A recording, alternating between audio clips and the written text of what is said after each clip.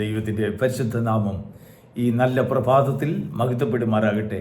പ്രിയരെ, ദൈവം പറയുന്ന വാക്കും കൊണ്ട് കേട്ടും കൊണ്ട് ഒരു വഴിക്ക് നമ്മൾ പോയാൽ തീർച്ചയായിട്ടും ഏത് ശത്രുക്കൾ, എത്ര ശക്തരായ ശത്രുക്കൾ ആ വഴിയിൽ വെച്ച് നമ്മോട് എതിരിട്ടാലും ശരി, ആ ശത്രുക്കൾ ജയിക്കുകയില്ല, നമ്മളെ ജയിക്കുകയുള്ളൂ. കാരണം നമ്മുടെ മുൻപിൽ ഒരു നായകൻ, സൈന്യങ്ങളുടെ ദൈവമായ യഹോവ നായകനായി നമ്മുടെ മുൻപിലുണ്ട്. അവനാണ് നമുക്ക് ജയം തരാമെന്ന് പറഞ്ഞിരിക്കുന്നത്. ധൈര്യത്തോടെ പുറപ്പെടുവാൻ പറഞ്ഞതായ വാക്കിനെ നാം ധൈര്യത്തോടെ അംഗീകരിക്കുമെങ്കിൽ ആ അംഗീകാരത്തിന് മുൻപിൽ ദൈവം നമുക്ക് വേണ്ടി യുദ്ധം ചെയ്യും. ദൈവത്തിന് മഹത്വമുണ്ടാകട്ടെ. തിരുവചനത്തിൽ നാം നോക്കുമ്പോൾ ദൈവത്തിൻ്റെ വാക്കനുസരിച്ചതിനാൽ ദൈവം ജയം കൊടുത്ത ധാരാളം സന്ദർഭങ്ങളെക്കുറിച്ച്, ഭക്തന്മാരുടെ അനുഭവത്തെക്കുറിച്ച് നമുക്ക് വായിക്കാൻ കഴിയും. അതിലേറ്റവും വളരെ മനോഹരമായ ഒരു ചരിത്രം ഈ പ്രഭാതത്തിൽ നമുക്ക് വായിക്കാം. ന്യായാധിപന്മാരുടെ പുസ്തകം 7-ാം അധ്യായത്തിൽ വായിക്കുമ്പോൾ ഇസ്രായേൽ ജനത്തിന് ഗിദെയോൻ ന്യായപാലനം ചെയ്യുന്ന കാലത്ത് അമാലേക്യരും മിദ്യാന്യരും കൂടെ ചേർന്നുകൊണ്ട് ദൈവത്തിൻ്റെ ജനമായ ഇസ്രായേലിനോട് പോരാടുവാൻ പാളയമിറങ്ങി. അസംഖ്യമായ പട്ടാളക്കാർ, പടയാളികൾ അസംഖ്യമാണ്, എണ്ണി തീർക്കാൻ ഒക്കത്തില്ല. മണൽത്തരികൾ പോലെ, വെട്ടുക്കിളികൾ പോലെ അവർ വന്ന് പാളയമടിച്ച് കിടക്കുകയാണ്. അവരുടെ കയ്യിൽ കുന്തം, വാള്, പരിച എന്നിത്യാദികൾ സകല ഉപകരണങ്ങളും അവരുടെ കയ്യിലുണ്ട്. മറിച്ച് ഈ സാധുക്കളായ ഇസ്രായേൽ ജനത്തിൻ്റെ കയ്യിൽ അവർ ദൈവത്തിൽ ആശ്രയിക്കുന്നു എന്നുള്ളതായ ഒരു വലിയൊരു ബലം അവർക്കുണ്ട്. ആയുധങ്ങളൊന്നുമില്ല. ഗിദെയോൻ ആകെ വൈഷമ്യത്തിലായി. കർത്താവിനോട് ചോദിച്ച്, ദൈവത്തോട് ചോദിച്ച് എന്ത് ചെയ്യണം. ദൈവം ഗിദെയോനോട് പറഞ്ഞു, ഞാൻ നിന്നോട് കൂടെ ഉണ്ട്, നീ ധൈര്യത്തോടു കൂടെ പോവുക എന്ന് പറഞ്ഞു. ദൈവത്തിൻ്റെ വാക്ക്, കർത്താവിൻ്റെ വാക്ക് കേട്ടുകൊണ്ട് ഗിദെയോൻ യുദ്ധത്തിനായി ഇറങ്ങി പുറപ്പെട്ടു. ധാരാളം ജനങ്ങളെ അവൻ കൂട്ടി. പക്ഷെങ്കിൽ ദൈവം അവനോട് പറഞ്ഞു, നോ, ജയം തരുവാൻ എനിക്ക് അല്പമേ വേണ്ടൂ. വിശ്വസിക്കുന്നവരായ കുറച്ചു പേരിൽ കൂടെ ഞാൻ അത്ഭുതങ്ങൾ പ്രവർത്തിക്കും. സൈന്യബഹുത്വത്താലല്ല, ആയുധങ്ങളുടെ ബലം കൊണ്ടല്ല ഞാൻ ജയം തരുന്നതെന്ന് ഗിദെയോനോട് ദൈവം പറഞ്ഞു. നമുക്ക് വളരെ രസകരമാണ് ആ കഥ കേട്ടാൽ. ദൈവത്തിൻ്റെ വാക്ക് കേട്ടനുസരിച്ചതായ ഗിദെയോൻ പാളയത്തിൽ ചെന്ന് നോക്കുമ്പോൾ അസംഖ്യം ജനങ്ങൾ പാളയമടിച്ച് കിടക്കുന്നു. അവരെ കണ്ട് ഭയപ്പെടാതെ ഗിദെയോൻ ജനത്തിൻ്റെ അടുത്തേക്ക് ഓടി വന്നിട്ട് അവരോട് പറഞ്ഞു, ഒരു ദൈവിക ആലോചന പറഞ്ഞു. നോക്കൂ, നമ്മുടെ ശത്രുക്കളുടെ കയ്യിൽ ധാരാളം ആയുധങ്ങളുണ്ട്, നമ്മുടെ കയ്യിൽ ഒരു കുന്തവും വാളും ഒന്നുമില്ല. പക്ഷെങ്കിൽ ദൈവം നമ്മോട് കൂടെ ഉണ്ട്. അതുകൊണ്ട് ഞാൻ നിങ്ങൾക്ക് 3 കാര്യങ്ങൾ തരും. 1, നിങ്ങളുടെ കയ്യിൽ ഊതുവാൻ ഒരു കാഹളം. 2, ഒരു മൺകുടം. വളരെ കേട്ടാൽ തമാശ തോന്നും. ആ മൺകുടത്തിനകത്ത് ഒരു പന്തം. അതിനുശേഷം 300 പേരെ തെരഞ്ഞെടുത്ത് 3 നിർത്തി, 100 പേരെ നിർത്തി. എന്നിട്ട് അവരോട് പറഞ്ഞു, ഞാൻ കാഹളം ഊതുമ്പോൾ നിങ്ങൾ ഞാൻ കാണിക്കുന്നത് പോലെ ചെയ്യണം. നിങ്ങൾ എന്ത് ചെയ്യണം? ഓരോരുത്തരും ഓരോ ഗ്രൂപ്പ് മാറി മാറി നിങ്ങളുടെ കയ്യിലുള്ളതായ മൺകുടം ഉടയ്ക്കണം. അതിനുശേഷം മൺകുടത്തിലുള്ളതായ പന്തം ജ്വലിക്കണം. കാഹളം ഒന്നിച്ചൂതണം. ഈ ശബ്ദം കേൾക്കുമ്പോൾ ശത്രുക്കൾ തുരന്നോടും. ദൈവത്തിന് മഹത്വമുണ്ടാകട്ടെ. അതിനും ശേഷം ഒരു വലിയ സത്യം ഗിദെയോൻ ജനത്തെ പറഞ്ഞു പഠിപ്പിച്ചു. നിങ്ങൾ എല്ലാവരും കൂടെ ചേർന്ന് കാഹളം ഊതുമ്പോൾ നിങ്ങൾ ധ്വനിപ്പിക്കേണ്ടതായ ഒരു വാചകമുണ്ട്. യഹോവയ്ക്കും ഗിദെയോനും വേണ്ടിയുള്ളതായ വാൾ. വിശ്വാസത്തിന്റെ വാക്കാ കേട്ടോ. അവരുടെ കയ്യിൽ വാളുമില്ല, കുന്തവുമില്ല, ഒന്നുമില്ല. അവർ വിളിച്ചു പറയാണ്, ഞങ്ങളുടെ ദൈവത്തിനും ഞങ്ങളുടെ നായകനായ ഗിദെയോനും വേണ്ടിയുള്ള വാൾ ഇതാ. വാൾ കയ്യിലില്ലാതെ വാളിനെ വിശ്വാസത്താൽ അവർ പറഞ്ഞു. അവരുടെ കയ്യിൽ വിശ്വാസത്താൽ ഒരു വാൾ വന്നതുപോലെ ശത്രുക്കൾ അത് കേട്ടപ്പോൾ ഭയന്നോടി.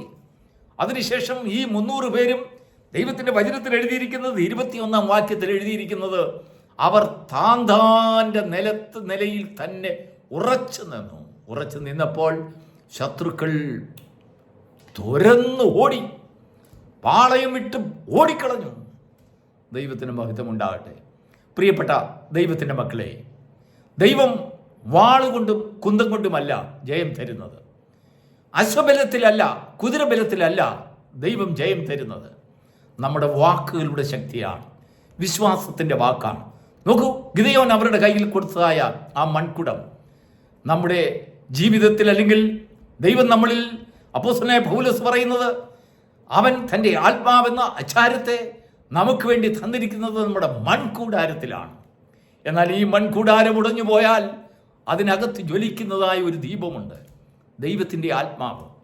ആ ദീപം ജ്വലിക്കുമ്പോൾ നമ്മുടെ ഉള്ളിൽ നിന്നൊരു വിശ്വാസത്തിൻ്റെ വാക്ക് വരും. ഞങ്ങളുടെ ദൈവത്തിനും ഗിദെയോനും വേണ്ടി ഇതാ ഞങ്ങൾ ഏന്തിയിരിക്കുന്നതായ വാളില്ലാതെ വാളിനെ അവർ വിശ്വാസത്താൽ കണ്ടു. ആയുധങ്ങൾ അവരുടെ കയ്യിൽ ഒന്നുമില്ലാതെ തന്നെ വിശ്വാസത്താൽ അവർ ആയുധങ്ങളെ കണ്ടു. അവർ കണ്ടതായ ആയുധങ്ങളിലേക്കുള്ളതായ വിശ്വാസത്തിൻ്റെ കണ്ണുകൾ ശത്രുക്കളുടെ കണ്ണുകളിൽ പ്രകാശങ്ങൾ വെട്ടിത്തിളങ്ങുവാൻ തുടങ്ങി. ഭയപ്പെട്ടു പോയി. ദൈവം നിന്നെ അഭിഷേകം ചെയ്യുമ്പോൾ നിന്റെ മൺകൂടാരങ്ങൾ ഉടഞ്ഞു പോയിരുന്നാലും ശരി, ആ കൂടാരത്തിൽ പ്രകാശിക്കുന്ന ഒരു ബന്ധമുണ്ട്, ജ്വലിക്കുന്നൊരു ബന്ധമുണ്ട്, ദൈവത്തിൻ്റെ ആത്മാവ്. ഈ കൂടാരം തകർന്നു പോയിരുന്നാലും തകരാത്ത ഒരാത്മാവ് എൻ്റെ ഉള്ളിലുണ്ട്. അടയാളമായിട്ടാണ് ദൈവത്തിൻ്റെ ആത്മാവ് ഗിദെയോനിൽ കൂടെ കാണിച്ചു തന്നിരിക്കുന്നതെല്ലാം നമ്മുടെ ഈ പുതിയ നിയമ ജീവിതത്തിലെ പ്രത്യാശയുടെ വാഗ്ദത്ത വചനങ്ങളാണ്. ആ കുടം ഉടഞ്ഞു പോയിരുന്നാലും മൺകൂടാരം ഉടഞ്ഞു പോയിരുന്നാലും കത്തി ജ്വലിക്കുന്നതായ കെടാത്തതായ ഒരു ബന്ധം അതിൽ ദൈവം ദൃഷ്ടാന്തമായി കാണിച്ചു. അതിനുശേഷം വിശ്വാസത്തിൻ്റെ വാക്ക്, ദൈവത്തോട് സംസാരിക്കുന്ന വാക്ക് എന്താണെന്നറിയാമോ? ഞങ്ങളുടെ ദൈവത്തിനും ഗിദെയോനും വേണ്ടിയുള്ളതായ വാൾ. ആ വാൾ അവർ വിശ്വാസത്താൽ കയ്യിലേന്തി അവരുടെ മുഷ്ടി ചുരുട്ടുമ്പോൾ അതാ ആ മുഷ്ടികളിൽ ഒതുങ്ങിയിരിക്കുന്ന വാളിനെ ശത്രുക്കൾ കാണുന്നു. യഥാർത്ഥത്തിൽ വാളില്ലാതെ വാളുണ്ടെന്ന് വിശ്വസിച്ചു, ഇല്ലാത്തതിനെ ഉള്ളതുപോലെ വിശ്വസിച്ചു. വിശ്വാസം എന്നതോ ആശിക്കുന്നതിൻ്റെ ഉറപ്പും കാണാത്ത കാര്യങ്ങളുടെ നിശ്ചയവുമാകുന്നു. നിനക്കെതിരായി എഴുന്നേൽക്കുന്ന ശത്രുക്കൾ വെട്ടുക്കിളികൾ പോലെ നിന്റെ മുൻപിൽ പരന്നു കിടക്കുന്നതായി നീ കണ്ടിരുന്നാൽ ശരി, ദൈവത്തിൻ്റെ വാക്കനുസരിച്ചുകൊണ്ട് നീ മുൻപോട്ട് പോകുക. ദൈവം അധികം കൊണ്ടല്ല ജയം തരുന്നത്, ആൾബഹുത്വത്തിലല്ല, ആൾപ്പെരുപ്പത്തിലല്ല, അല്ലെങ്കിൽ നിന്റെ യോദ്ധാക്കളുടെ ബലത്തിലല്ല, നിന്റെ കയ്യിലുള്ള ആയുധങ്ങളുടെ ബലത്തിലല്ല. നിന്റെ വിശ്വാസത്തിൻ്റെ ആയുധം, അതിനുള്ളതായ ശക്തി ഒരായുധത്തിന് ലഭിക്കുകയില്ല. ഈ ഭൗമിക ജീവിതത്തിൽ, ഈ ലോക ജീവിതത്തിൽ നാം വിശ്വാസത്തിൽ അടിയുറച്ച് ജീവിക്കുന്ന ഒരു ജീവിതം നമുക്കുണ്ടോ? നമുക്ക് ധാരാളം ശത്രുക്കൾ വെട്ടുക്കിളികൾ പോലെ നമ്മെ തുരത്തുവാൻ, നമ്മെ നശിപ്പിക്കുവാൻ സംഘം ചേർന്ന് ഐക്യതയോടുകൂടി അവർ നമ്മുടെ മുൻപിൽ പോരാടിയെന്ന് വന്നേക്കാം. നിന്റെ കാഴ്ചയിൽ അവർ അസംഖ്യമാണ്, നിന്റെ കാഴ്ചയിൽ അവർ ബഹുത്വമാണ്, നിന്റെ കാഴ്ചയിൽ അവർ ശക്തരാണ്, നിന്റെ കാഴ്ചയിൽ അവർ വെൽ എക്യുപ്ഡാണ്. പക്ഷെങ്കിൽ ഒന്നുമില്ലായ്മയിൽ നിന്ന് ദൈവം ചില വാക്കുകൾ കൊണ്ട്, വിശ്വാസത്തിൻ്റെ വാക്കുകൾ കൊണ്ട് ദൈവം നിനക്ക് ജയം തരും, നിന്നെ ശക്തിമാനാക്കും, നിന്നെ നടത്തും. നിന്നെ മാത്രമല്ല, നിന്നോട് കൂടെയുള്ളവർക്കും നിന്റെ ജനത്തിനും അവർക്ക് ഒരു ഐശ്വര്യപൂർണമായ സമാധാനം നിന്നിൽ കൂടെ തരുവാൻ നിന്റെ വാക്കുകളുടെ ബലം മതി. നിന്റെ കുഞ്ഞുങ്ങൾക്ക്, നിന്റെ തലമുറകൾക്ക് നീ അതൊരു ദൃഷ്ടാന്തമാക്കും. എന്ത്? വിശ്വാസത്തിൻ്റെ വാക്ക്. പ്രിയപ്പെട്ട ദൈവത്തിൻ്റെ മക്കളെ, പലപ്പോഴും ശത്രുക്കളുടെ ബഹുത്വത്തെയും ശത്രുവിൻ്റെ കയ്യിലുള്ളതായ ആയുധങ്ങളെയും കണ്ട് ഭയപ്പെടുന്ന ഒരു കാഴ്ചയാണ് നിനക്കുള്ളതെങ്കിൽ ഈ അധ്യായം വായിച്ചു നോക്കുക. ഗിദെയോനിൽ കൂടെ ദൈവം പ്രവർത്തിച്ചതായ മഹാത്ഭുതത്തെ നീ ഒന്ന് വായിച്ചു നോക്കൂ. നിന്റെ ദൈവം ശക്തിമാനാണെന്നും എത്ര വലിയ ശക്തിയും ബുദ്ധിയും ജ്ഞാനവും ദൈവം നിനക്ക് തന്നുകൊണ്ട് നിന്നെക്കൊണ്ട് വിശ്വാസത്തിന്റെ വാക്കുകൾ സംസാരിപ്പിച്ചുകൊണ്ട് വിശ്വാസത്തിന്റെ കണ്ണുകളാൽ ശത്രുക്കളെ കാണുമ്പോൾ ഉള്ളതായ ജയത്തെ നീ അങ്ങ് ദൂരെ നിന്നെ കാണിക്കുവാൻ ദൈവത്തിന് പ്രസാദമാകുമ്പോൾ ആ പ്രസാദത്തിന്റെ കൂടെ നിന്റെ കയ്യിൽ തന്നിരിക്കുന്നതായ ജയവും അഡ്വാൻസായി തന്നിരിക്കുകയാണ്. ഞാൻ നിന്നെ ശക്തീകരിക്കുന്ന ദൈവമാകുന്നു. Praise the lord. ദൈവം നിന്റെ ശത്രുക്കളുടെ മുമ്പിൽ ലജ്ജിപ്പിക്കുന്നവനല്ല. ഈ ലോകത്തിൽ ആത്മീയമായ ജീവിതത്തിൽ ധാരാളം ശത്രുതകൾ നമുക്കുണ്ടാകും. ഭൗമികമായ ജീവിതത്തിലും ശത്രുക്കൾ ഉണ്ടായിരിക്കാം. പക്ഷെങ്കിൽ നീ അവരോടൊക്കെ പോരാടുവാൻ പോയാൽ, നിന്റെ ബുദ്ധി കൊണ്ടും ജ്ഞാനം കൊണ്ടും ആയുധങ്ങൾ കൊണ്ടും പോരാടുവാൻ പോയാൽ നീ ജയിക്കുകയില്ല, താളടിയായി പോകും. ദൈവത്തിൽ ആശ്രയിക്കുക, ദൈവത്തിൻ്റെ വാക്ക് കേൾക്കുക, കർത്താവിൽ ഉറച്ചു നിൽക്കുക, നിന്റെ തൽസ്ഥാനത്ത് തന്നെ നിൽക്കുക. ഓരോരുത്തൻ താന്താന്റെ നിലയിൽ തന്നെ നിന്നപ്പോൾ ശത്രുക്കൾ അവരുടെ മുൻപിൽ നിന്ന് പതറിയോടുവാൻ തുടങ്ങി.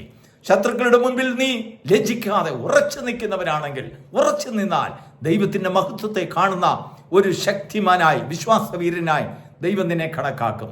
God bless you.